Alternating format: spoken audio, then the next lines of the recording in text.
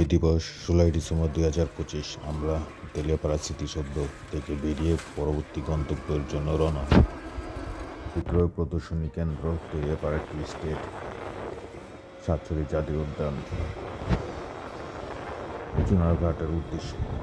তেলিয়াপাড়া হয়ে চুনারঘাট, চণ্ডীপুর এলাকাতে জটিলা সাঁতার ও সাঁতারটি সমস্ত পথে চায়ের বাগান, মনোমুগ্ধকর দৃশ্য দেখতে দেখতে আপনি পৌঁছে যাবেন সাতছড়ি বাগানের। অসম্ভব সুন্দর দুই পাশ, শুধু চা আর চায়ের বাগান।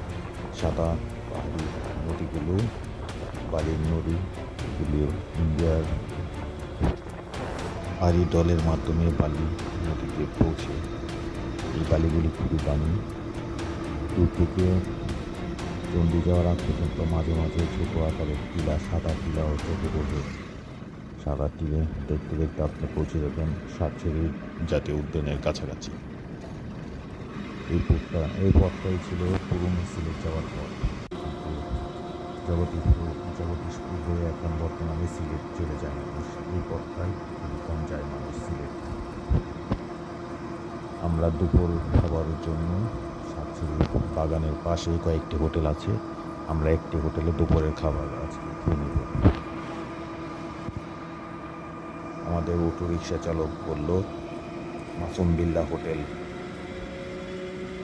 এই মাসুম বিল্লা হোটেলের খাবার না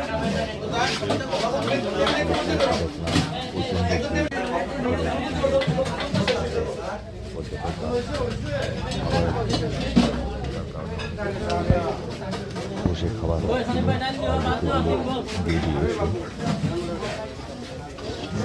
ভিতর স্বল্প জায়গা হওয়ার কারণে টাকা অনুযায়ী খাবারের মান মোটামুটি ভালো, স্বাদও মোটামুটি ভালো। এই হোটেলটি ছাড়াও আরও কয়েকটি হোটেল আছে বাগানের কাছে।